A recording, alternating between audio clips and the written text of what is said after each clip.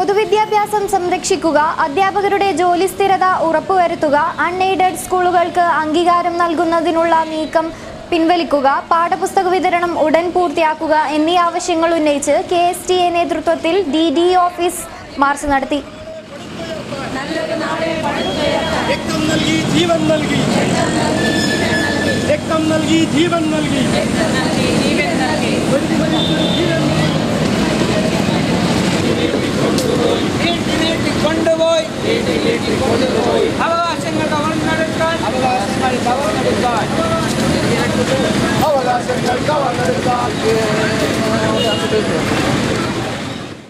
Government college പരിസരത്ത് നിന്ന് ആരംഭിച്ച March Uduma MLA K. Kunhiraman ഉദ്ഘാടനം ചെയ്തു. കുറേ ദൂരമൊന്നും പോകേണ്ടി വരില്ല. നമ്മുടെ പൊതുസമൂഹത്തിൽ പ്രവർത്തിക്കപ്പെടുന്ന എല്ലാ സ്കൂളുകളും അടച്ചു പൂട്ടേണ്ടി വരും എന്ന കാര്യത്തിൽ യാതൊരു തർക്കമുണ്ടാവും എന്ന് നിങ്ങൾക്ക് തോന്നുന്നില്ല.